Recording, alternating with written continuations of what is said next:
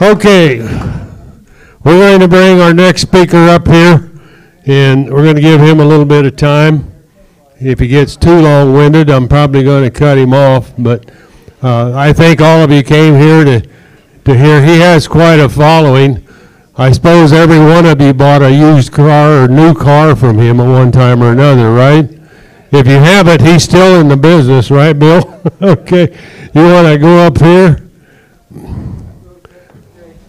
Okay, I'm going to introduce a little bit about Bill because I've known him for a long, long time. As I said, corrected earlier, Bill was in the Marine Corps, but he kind of got a little bit of notoriety, or whatever you call it, something like notoriety. There we go. Was this guy your platoon lieutenant? Okay. There's a fellow that retired as a general in the a two-star general. His name is John Admire, who was in the Marine Corps, and he wrote a book called Darker Than Dark. And this is available. He didn't bring anything to sell tonight, right? But it's available on, he can get them, but it's available on Amazon. We had John Admire here a few years ago and Bill at the same time. And this is an autographed book that I bought, but it's dedicated to the U.S. Marines and Navy corpsmen. Navy corpsmen furnish the medics for the Marines. And I suppose Bill's going to tell you he's got a lot of thanks to a Navy corpsman or two because when he gets into his story. But anyway, Bill is a key character in this. Sergeant Lindquist, wasn't it? Lindholm? Yeah, but there's a Lindquist in the book, right? Sergeant Swede. Okay, so he's a key character in this book. So after he talks tonight, I think every one of you are going to want to read this book. It's fantastic. You can't put it down. So I'm not going to go much further. I'm going to let Bill talk and say whatever he wants to say. He's got some pictures and slides. Doug, are you going to start the slide for him, or Bab's going to do the PowerPoint? Okay. Bill, this is a live mic. You got to treat it like an ice cream cone. Just keep it right up in front of your mouth. And you're on, and I'll cut you off if you go past 3 hours.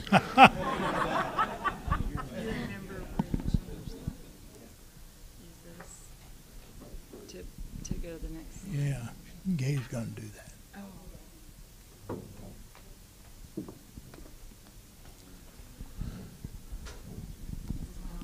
John Admire lives in Tulsa, and he asked a lady down there that teaches at the college and writes books to read his book. First one he ever wrote. And she read it, and she come back and she said, "John, this is a love story." And he said, "What the hell are you talking about?" Said, "Well, you love these 6 guys, that's why you wrote the book. And one of them was me." So that's our friendship. And he comes up to Lindsborg about 3 times a year, and he's just one of them guys that just a top-notch guy. So anyway.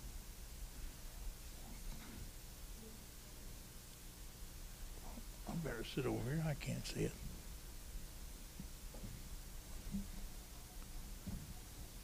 You reading it?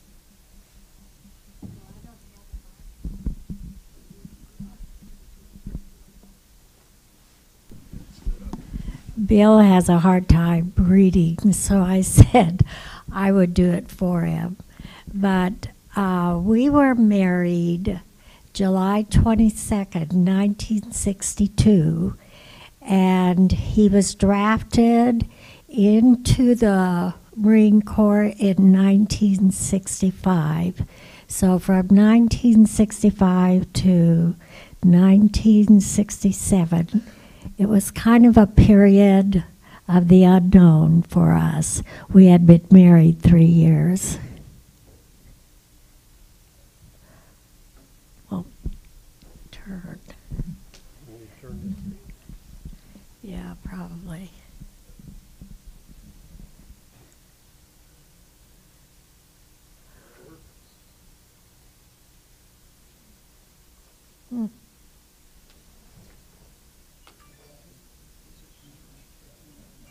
There you go. Okay, go ahead. So when I went into the Your Marine Corps, your microphone. I went to boot camp and I weighed 245 pounds of blubber. And they took 30 pounds off of me in about a month and a half. And they kept saying, Lindholm, you slimy son of a bitch, we're going to put you in the fat boys platoon. I didn't want to do that, so I did what they told me. And got down to 210, and I looked pretty good, I thought. Anyway, that was my start of the Marine Corps.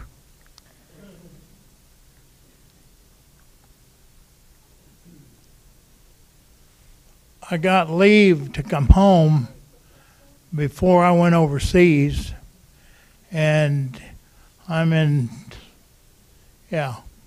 packed up to come home, and I had a set of dress blues, and I wore them at my folks' house, and they're pretty impressive outfit anyway, but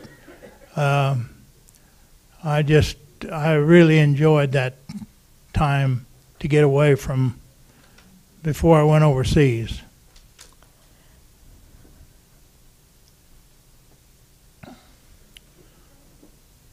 I'm standing in the front yard of my folks' house, and that's one of our little neighbor girls that was kind of a friend of mine, so we took the picture together.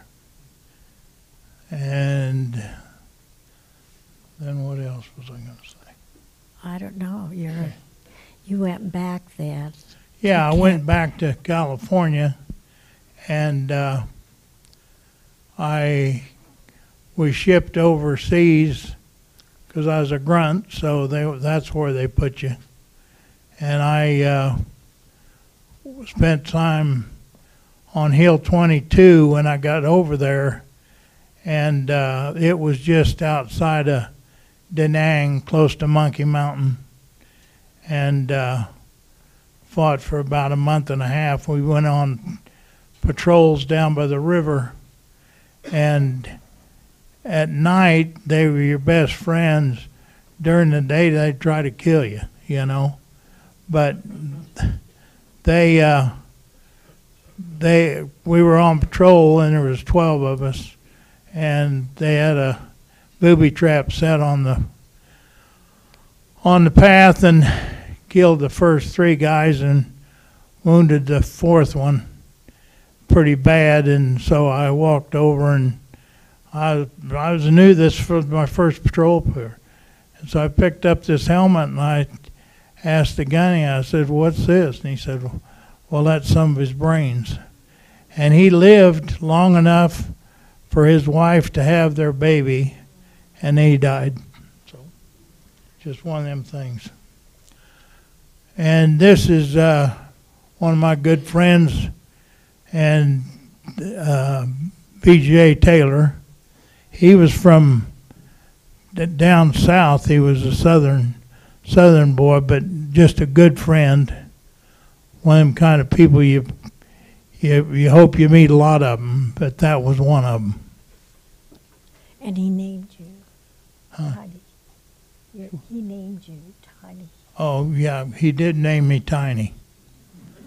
And we had a machine gunner that was twice as big as I, but they didn't call him Tiny.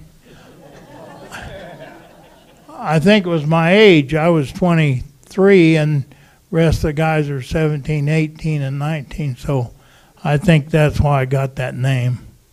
And it stuck with me through, well, still on there. Got license tags with on it. Anyway, then here I sit doing my wash. My wife said, "Well, do you do a lot of wash?" "Well, that's the way you're going to have good, clean clothes. That's the only way." Well, where'd you get the water? Well, out of the creek. Yep.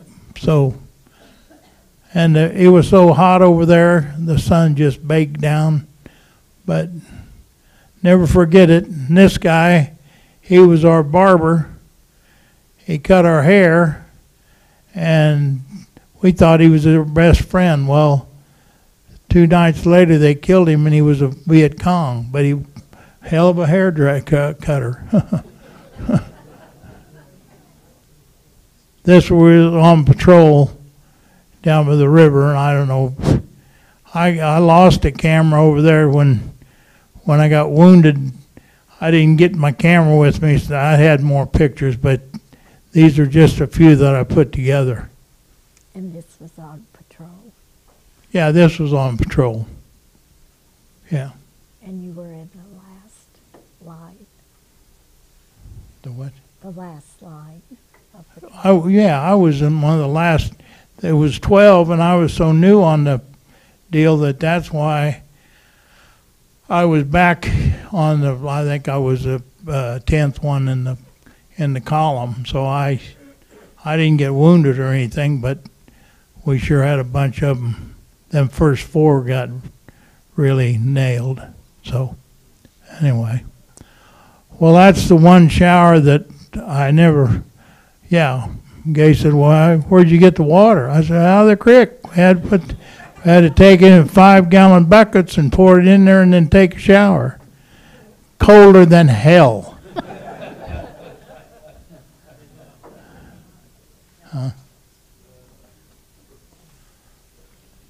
These were 3 buddies that I made over there, and Gardner and Nichols is the middle one, and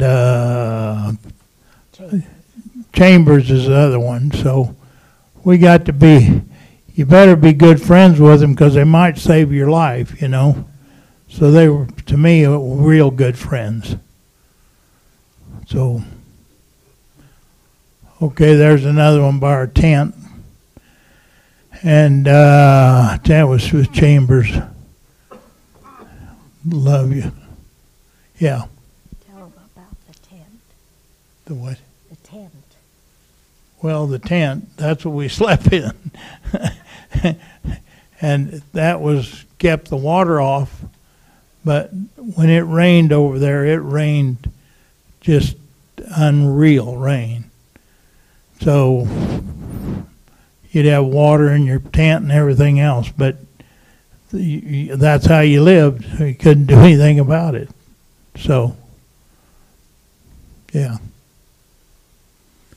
That was these guys just sitting around telling jokes. And that one, the one on the far right, little Filipino, he could drink a half a can of beer and be drunk. And I didn't believe it at first, but the more he did it, the more I realized he was drunk. So I told him, Renter Cruz, you drink Cokes and Pepsi, whatever they give you, but no beer. And about a week before I got wounded, one of the guy's dad sent him a 5th of Jack Daniels in a plastic jug. We're sitting around there, and all of a sudden I see it pass to Renter Cruz. Oh man, he took about 2 sips and he was really shit-faced. So we were going up to a meeting at the tank, and Admire was meeting us, and I said, Renter Cruz, his name was Abraham Renter Cruz, that was his name. And I said, if you say one word up there, I'm going to kick your ass. So he just stood there and staggered around the tank, and finally looked over at me. He said, Tiny, how am I doing? How am I doing? I said, not worth a shit.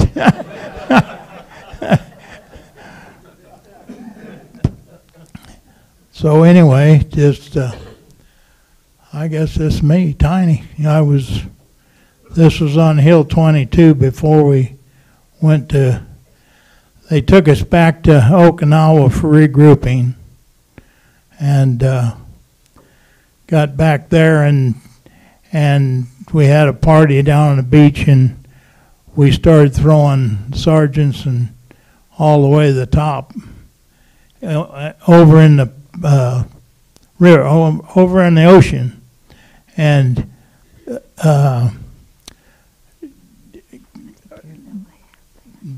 DeLong. Colonel DeLong took us over when we got to Okinawa, and he got up in front of us and he said, "You Marines, if I come by you and ask you how your morale is, you better say excellent, outstanding, or I'll lock your ass up."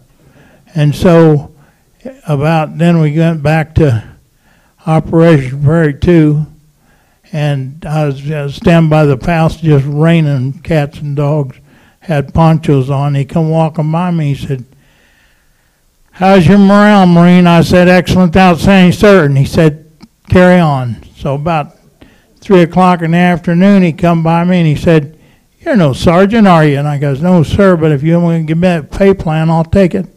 He goes, "You don't look smart enough to be a sergeant." So anyway. Okay, tell them about regrouping.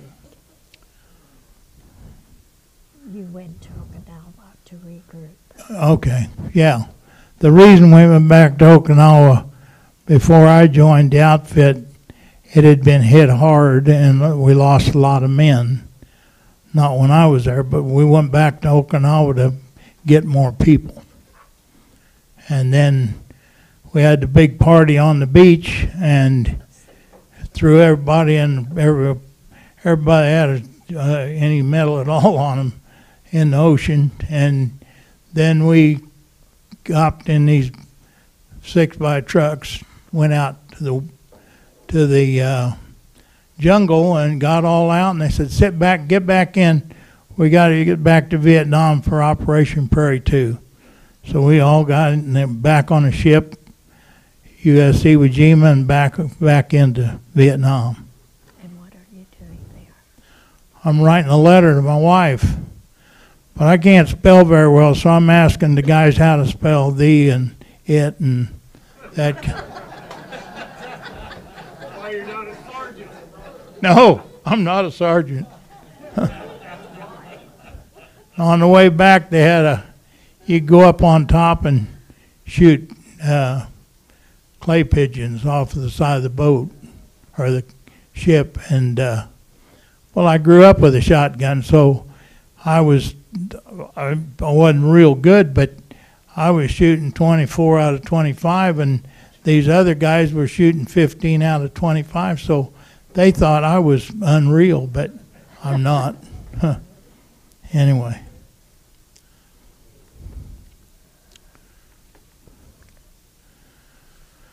This is a little guy who could shine a pair of boots better than anybody I ever seen.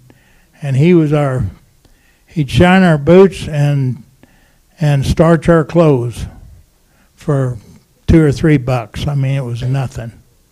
And so we just used him because of it. Now this is on the boat.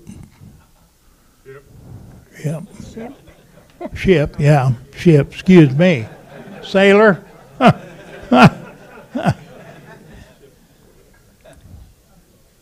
This is in Okinawa, too. Do what? That's in Okinawa. Yeah, that was before we went back to Vietnam. This was on the ship going back.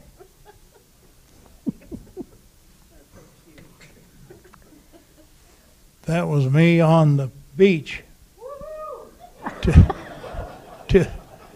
205 pounds of steel. I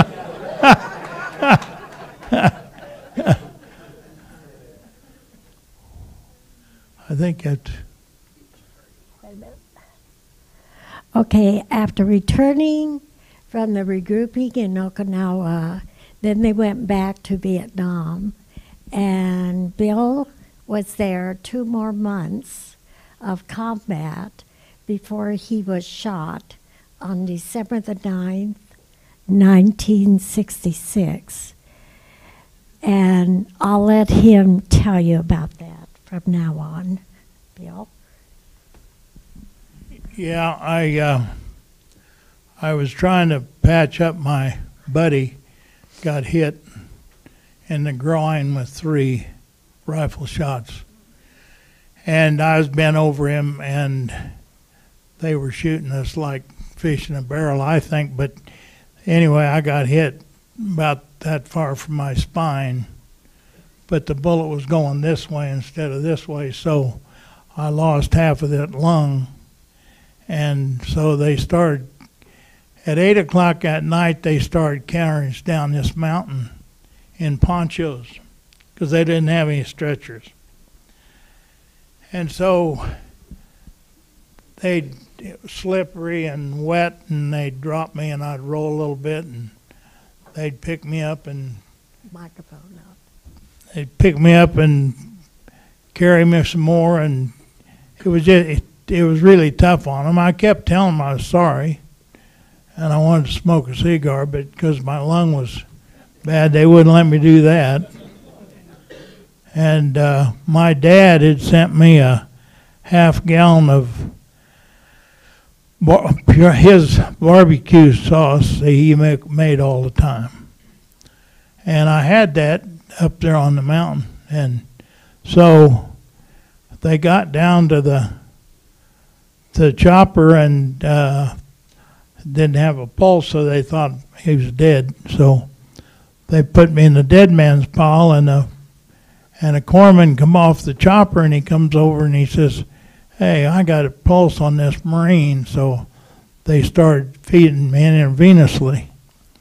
And I come around, and so then they medevaced us at 8 o'clock in the morning, and Tommy Wheeler come over, and I was laying there on a cot they putting on the helicopter, and he said, "Tiny, fuck you, I'm keeping the hot sauce."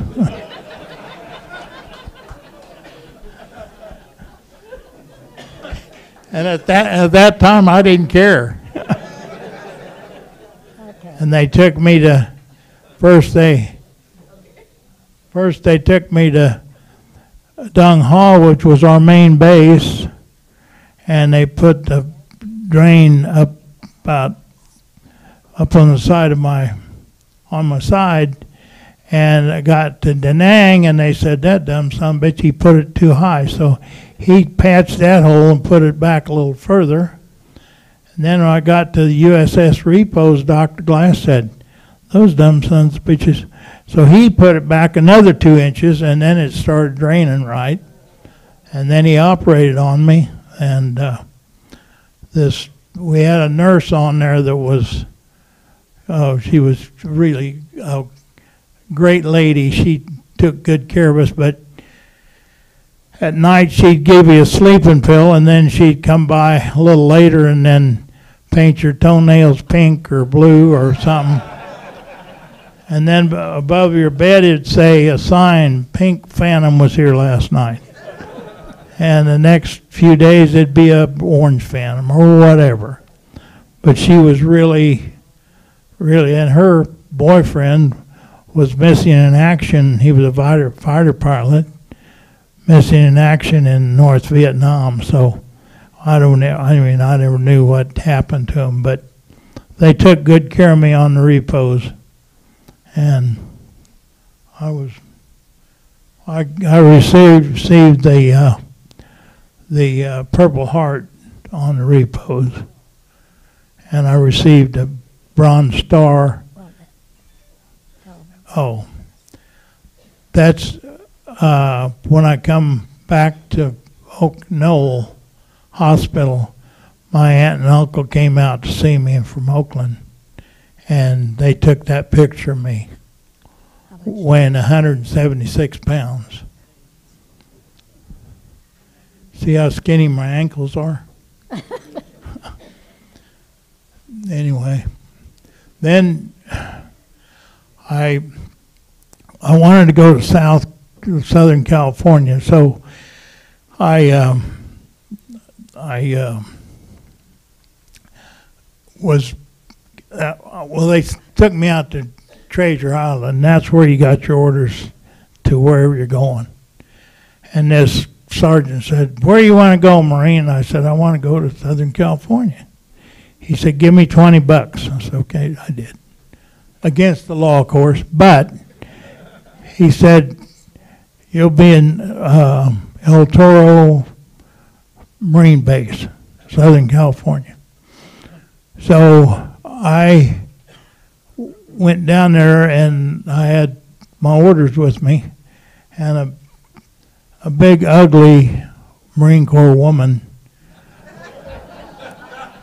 That's the only way you can say it. But she come over and she said, I stood up and I said, "Thank you, ma'am." And she took them and processed them and came back, and I stood up and I said, "Thank you, ma'am." And see, as I was leaving the building, this major sent his house mouse after me. So he come out there, he said, "My boss wants to talk to you." So I stood in front of him. I said, "Yes, sir." And he goes, where are you from, Marine?" I said, "Kansas." He said, "I see you've been across the pond." I said, "Yes, sir." "A little tough over there?" I said, "Yes, sir." Well, nobody's been nice to that woman for 20 years. and you were a gentleman. And he said, "If I can do anything for you while you're on this base, you let me know." I said, "I want to run your swimming pool." And he said, "Give me your fucking papers." And he wrote swimming pool. And that's where I was for the rest of the year.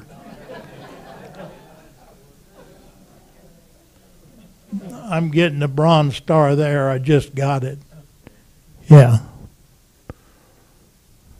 That, He was just a friend. yeah. And the Bronze Star is probably all military, but you went on beyond the call of duty by going out and trying to patch your friend up. And thank you, Bev, for what she put together. Oh, Bev Kavoris, we love you, and we appreciate what you did for us. Bev, You're our friend forever. Bev put this together for Bill. And yeah.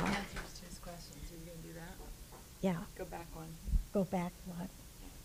Or right here, I'll do it. All right. Okay. So Larry and I went over one night to go through all the pictures and get them in order and everything, and then I put all this together.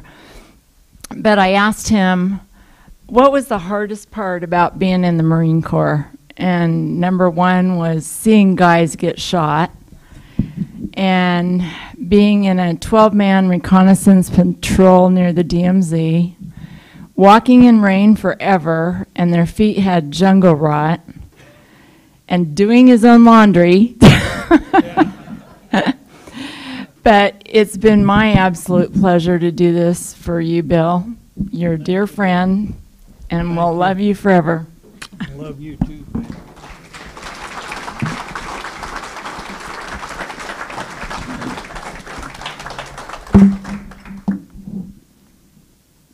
And we welcomed him home. And it's my turn now. Okay. Bill and I had been married 3 years when he got his draft notice. From then on, we lived day by day, not knowing what was ahead of us. I, at the time, was a teacher in the Salina Unified School District. The experience of him being drafted was a shock to us, even though we were warned that if we didn't start a family, that could happen. And then the next shock was that he was drafted into the Marine Corps. After boot camp, the orders for Vietnam brought more fear of the unknown. Everything was happening and becoming a stark reality. I honored my teaching contract, and as Bill walked the land of Vietnam as a Marine grunt, my days passed quickly, teaching 2 sessions of kindergarten in 1966. However, one morning, after dismissing my AM class, my principal approached my room and said, "Gay, we need to see you in the office." As we walked down that long corridor, I kept thinking, what did I do in the morning to my children that I needed to go to the principal's office? As we did walk down that corridor, I looked to the right, and there were windows in where the secretaries were, and they kind of had a funny look on their face. And then I looked to the left, and what did I see but a Marine Corps officer standing in the principal's room. He immediately said to me, I knew bad news was coming, and his words to me were, "Mrs. Lindholm, I am here to notify you that your husband, Private First Class, Bill Lindholm, was seriously wounded in a firefight." When I heard wounded, I had hope and was thankful. Going home from Salina to Lindsborg, I clung to that word, wounded. I stopped at his parents' house.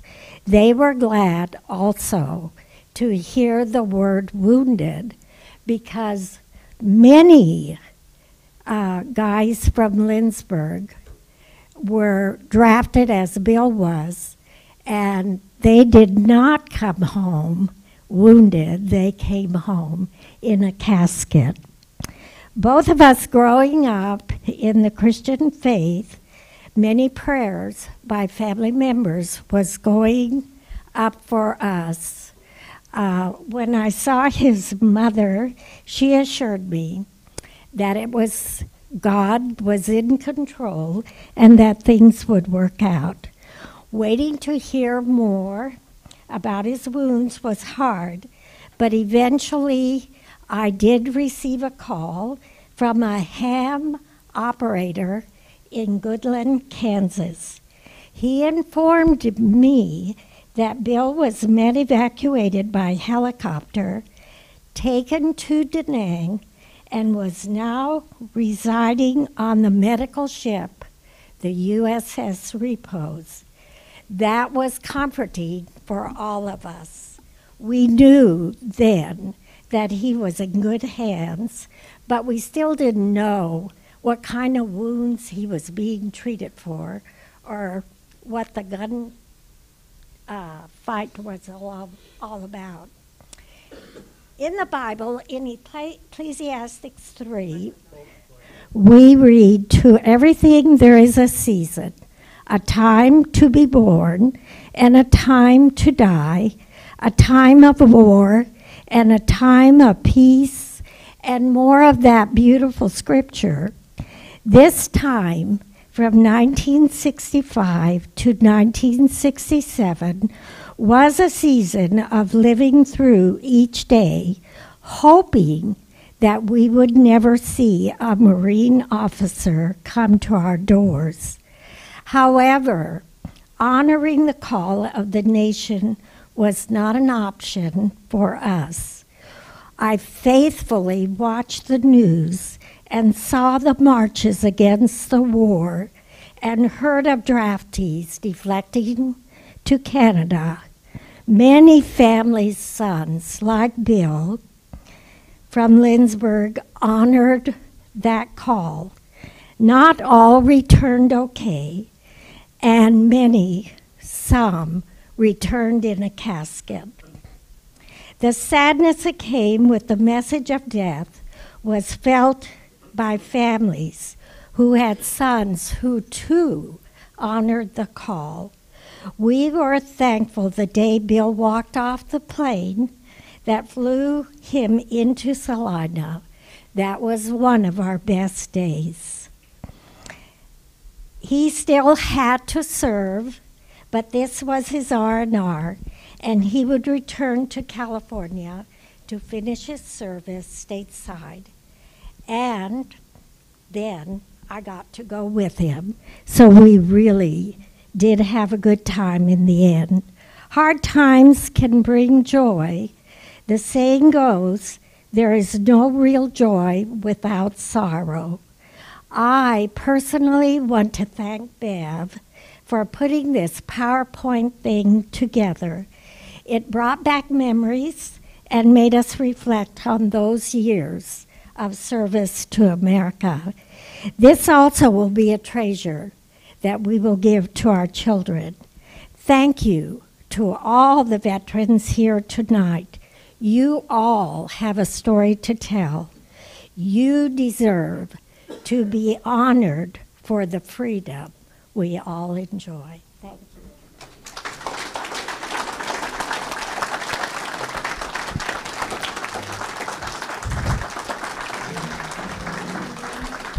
What a terrific story. I got to tell one. Thank you, Gay. Thank you, Bill. I'm going to ask, is there anybody out there that has a question that you would like to ask Bill? You got something you want to I add? forgot one thing. You forgot. All right, the microphone up to your chin. Hello? Yep. Hello. Yeah, what do you want to add? Got it? When I come home from leave, I was on the San Francisco airport wearing dress blues, looking pretty damn good, and met Martha Ray, the old movie star. Yeah. And she had her fatigues on, and she was going with Bob Hope to Vietnam. And she said, "Where are you from, Marine?" I said, "Kansas." She said, "Been a little tough over there?" I said, "Yes, ma'am." She turned around her head and said, "This fucking Marine won't pay for one thing in this airport." We went and ate steaks and got drunk.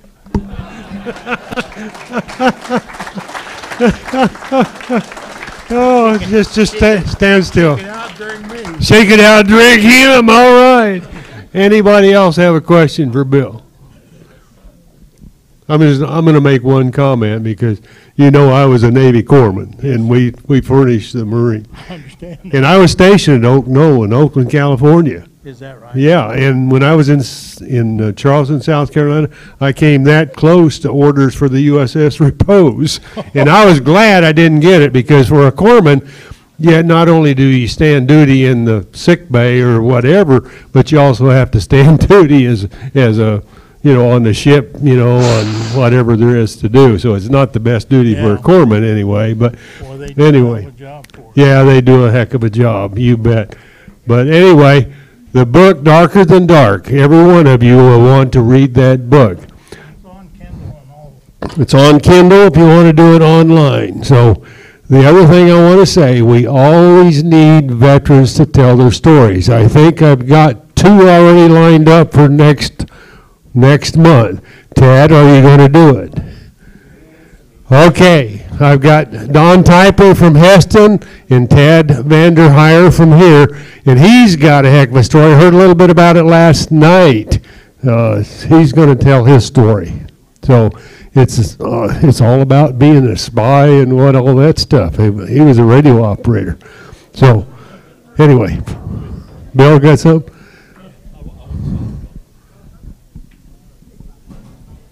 I got to know Bill when I was at Ford Motor Company. I was a field representative, and Bill was a salesman for General Ellis Ford in Lindsborg when I first met him. And then later in 1971, Reimers bought McPherson, and he was the first person that John Reimer hired to come to work in McPherson, Kansas. And I was with him for all these years out there ever since then. And I really appreciate Bill as a personal friend, and now I understand more about his service he did in Vietnam. But anyway, Bill, I really appreciate you, buddy. Thank you, Terry Lacey. Anybody else have a question? If you would like to speak, and I understand that Newton has started doing this, and you know, some of the people that have talked here, we may want to go down and talk, you know, to their crowd. And hopefully we can get some of you Newton people to come up here and share your stories. We all have stories to tell. There's a lot of humor. We usually stay away from the blood and guts, but there's lots of humor in uniform, as Reader's Digest used to say. Thank you all for coming again tonight. Don't forget, if you're local, I've got tickets to. Don't talk about the ship and the boat. We've been there. I corrected that for you, Al. He took care of it. I took care of it. Yeah, I corrected it. It wasn't a boat, Bill. It was a ship. Okay? But those of you, I've got tickets for family night. If you'll take 10 and sell them, well, we would really appreciate that. I'm up here. I got the tickets at the front of the room. Thank you all for coming. Dennis? Hey, I knocked the door in Hutch this morning, and I've got some guys coming up for next month from Hutch, because Hutch don't do this. Some of the guys said, "What are you talking about?" And I said, explained to what we were doing. He says, "That sounds like a lot of fun." So, you know, these guys don't get a chance to tell their story. And the more you talk about, just like Bum over here, he didn't want to talk about it, but obviously it worked out pretty well when we were done. So if you know of anybody, let us know, please. Dismissed.